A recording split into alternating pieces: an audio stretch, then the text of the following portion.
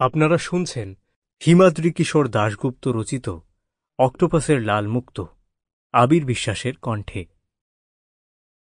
Mermaid সৈকতে একটা coffee শপে বসে কথাবার্তা চলছিল। খোলা জানলা দিয়ে বাইরের সমুদ্রতট অনেক দূর পর্যন্ত দেখা যাচ্ছে। নীল আকাশের নিচে অপার অসীম জলরাশি। ছোট ছোট ঢেউ এসে ভাঙছে বেলাভূমিতে। পর্যটকরা ছড়িয়ে ছিটিয়ে সমুদ্র স্নান বা সূর্য স্নান করছে। সৈকতের যে পাশে পাহাড় এসে সমুদ্রের সঙ্গে মিশেছে তার মাথার ওপরের আকাশে এক ঝাঁক গাংচিল উড়ে বেড়াচ্ছে। খোলা জানলা দিয়ে সমুদ্রের দিকে চোখ রেখে মিস্টার আকিরা বললেন, ওই অতল জলরাশির নিচ থেকে জীবনের ঝুঁকি নিয়ে মুক্ত সংগ্রহ করে আনি আমরা। জানবেন, আমরা জাপানিরা এ কাজে সবচেয়ে দক্ষ। বিভিন্ন রত্নের মধ্যে মুক্ত সংগ্রহই সব থেকে কঠিন কাজ।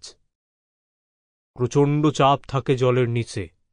বাইরে থেকে দেহের ওপর জলের প্রচণ্ড চাপ আর অক্সিজেনের অভাবে দেহের ভিতর ফুসফুসের ওপর চাপ দেহকে ক্ষতিগ্রস্ত করে, যে কারণে মুক্ত সংগ্রহকারী ডুবুরিরা বেশি দিন বাঁচে না।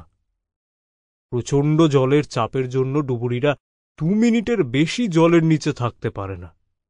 ওই সময়ের মধ্যে সঙ্গের ঝুড়িতে যতগুলো সম্ভব মাদার অফ পার্ল বা ঝিনুক সংগ্রহ করে ভেসে উঠতে হয়।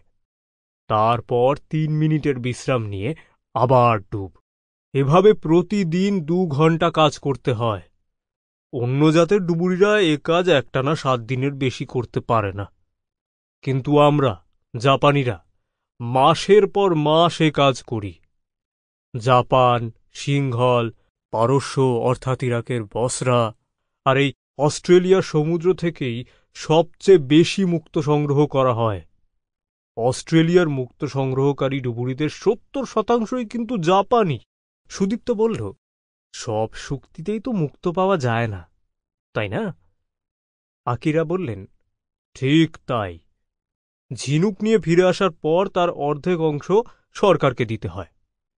তারপর যে যার অংশ ভেঙে দেখে তার মধ্যে মুক্ত আছে কি না। কোনো সময় হয়তো 100 ঝিনুক ভেঙে কিছুই মিলল না। আবার কেউ হয়তো পেয়ে গেল কোনো দুষ্প্রাপ্য মুক্ত। একটা মুক্ত বেচেই ভাগ্য ফিরে গেল তার। স্পেনের রাজা দ্বিতীয় ফিলিপের কাছে পায়রার ডিমের মতো একটা মুক্ত ছিল। পর্তুগালের রাজকোষে পৃথিবীর সর্ববৃহৎ মুক্ত রাখা আছে। আকারে সেটা পেয়ারার মতো। মিশর সম্রাজ্ঞী ক্লিওপেট্রা নীল মুক্তোর মালা পরতেন। ওসব মুক্তোর দাম কোটি কোটি টাকা। তবে সাধারণ মানুষেরও তো মুক্তের প্রতি আকাঙ্ক্ষা আছে, তার দামও কম নয়। নিজেদের পেট চালাতে মূলত তাদের জন্যই মুক্ত সংগ্রহ করি আমরা। এরপর একটু থেমে আকিরা বললেন, এবার আপনাদের বলি সে ঘটনার কথা, যে ঘটনা আপনারা সংবাদ মাধ্যমে জেনে এত দূর ছুটে এসেছেন, আমার সঙ্গে সে জায়গাতে যেতে চাচ্ছেন।